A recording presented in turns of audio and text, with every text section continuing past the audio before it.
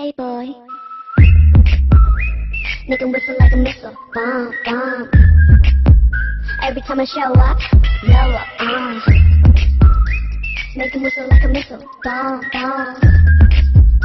Every time I show up. สวัสดีทุกคนวันนี้มาพบกับช่องเขาอีกแล้ว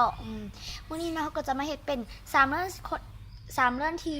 คนสะสมสกุชชี่ที่ต้องเคยเป็นหรือเคยเจอเนาะโอเคก่อนสิลิตเติ้ลมิวเราเป็นคนไทยเนาะเป็นยูทูบเบอร์ไทยเนาะโอเคไปเบิ้งคอลเลกกันเลยเฮลโลทุกคนวันนี้กับช่องเขาอีกแล้วใครไม่เซ็นรบกวนต้องขออภัยเนาะคือเขาหาช่างสกุชชี่มาใหม่เนาะเป็นแพนเค้กพูนิมารุเนาะบลูเบอรี่เนาะบอมิตามิ100%เนาะบอมิตามิ100%โอเคเดี๋ยวไปใส่กระเป๋ากันนะฮัลโหลทุกคนเขาก็กลับมาจากโรงเรียนแล้วเนาะ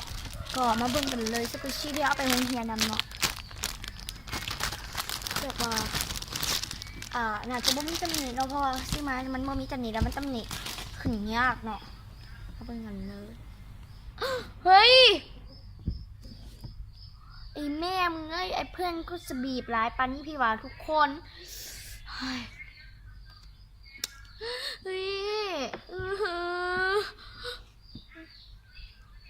โอ้ my god โอ้ยอย่าหวังเลย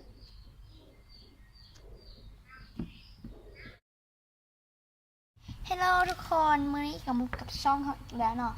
คือแบบว่ามื้อนี้เนาะก็จะมาแกะช่วงใหม่เนาะก็คือแกะพัสดุแกะกล่องที่บอกนี่เป็นพัสดุที่เราสั่งมาเนาะจากห้างสกุชชี่ช็อปราคาถูกเนาะโอเคมาเบิ่งพร้อมกันเลยทุกคน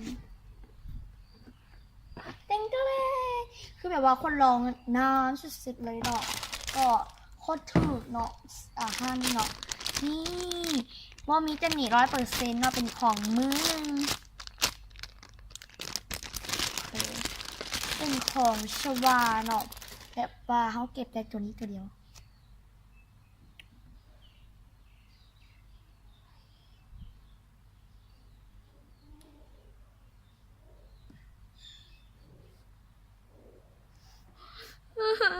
เลยว่ามีตำหนิคือแบบว่าตำหนิโคตรทัวแล้วซื้อมาคือราคา1,700เนี่ยสวัสดีทุกคนมาพบกับช่องเขาอีกแล้วในส่วนแกะช่วงแกะพัสดุมาเนาะก็คือนี่ฮันเดิมฮันเก่าฮันเดิมเนาะก็เขาสร้างเป็นปัทยกิของไอบรูมเนาะที่แรแล้วนี่เฮ้ยปัทยกิแล้วจ่ายเป็นพันแต่ได้กับของไอ้เหี้ยก็จบไปแล้วเนาะกับ3 สถานะ3นั่นแหละ3 เรื่องที่คนสะสมสกุชชี่ที่เคยเป็นเนาะอาจจะบ่ม่วนแล้วก็มีความเบื่อเนาะก็ทำให้เสียรบกวนในคลิปเนาะก็ขออภัยนะมื้อนี้ก็บ๊ายบายก็อย่าลืมกดไลค์กดแชร์กด Subscribe ให้เราหลายๆเนาะถ้าบ่มักก็บ่ต้องเบิ่งเนาะโอเคมื้อนี้ก็บ๊ายบาย